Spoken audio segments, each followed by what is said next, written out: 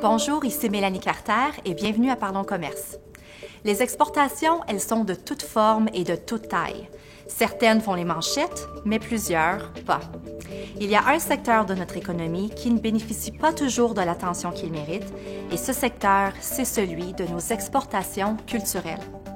Les ventes de livres, de films, de musique, d'émissions télé produites au Canada et maintenant aussi les ventes de contenu numérique représentent une histoire à succès qui génère plusieurs milliards de dollars. Mais avant de venir aux chiffres, commençons par un jeu questionnaire.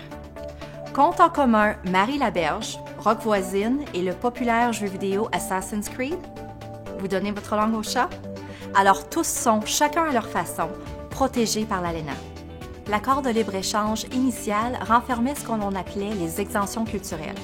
Autrement dit, de nombreuses industries créatives étaient non seulement exclues des règles commerciales, mais en fait, elles étaient protégées contre la concurrence par nos gouvernements fédéraux et provinciaux.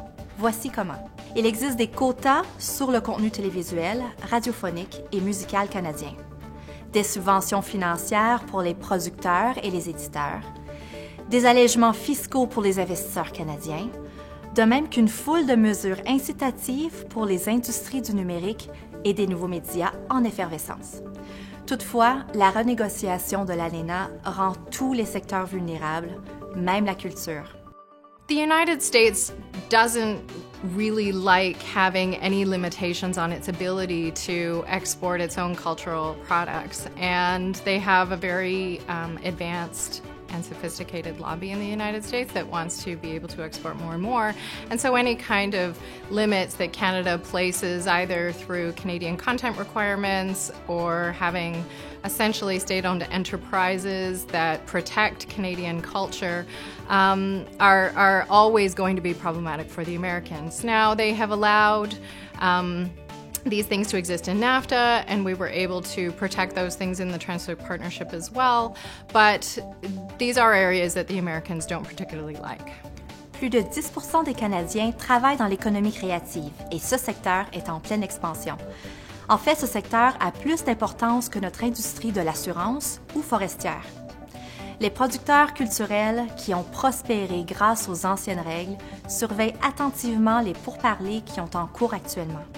What we're watching for is a pushback on Canadian content, a pushback on tax credits, all the things that Canadian producers need to stay in business because we can't compete with the scale of the American industry. So we need some kind of exclusion to keep us protected from the free market. La culture est au cœur de toute nation. Les chansons, les films, les histoires ne servent pas qu'à faire de bonnes affaires. Ils nous rendent fiers d'être Canadiens. Par contre, tout comme dans le cas des autres exportations, ces produits sont à risque dans la foulée des aspirations de Washington qui reposent sur l'attitude de l'America First. Ici à EDC, nous surveillons de très près les négociations qui ont en cours actuellement, non seulement pour nos écrivains, nos chanteurs et nos acteurs, mais pour l'ensemble de la communauté exportatrice du Canada. C'est ce qui conclut cet épisode de Parlons Commerce. Ici Mélanie Carter. Merci d'avoir été avec nous et surtout, continuons de parler commerce.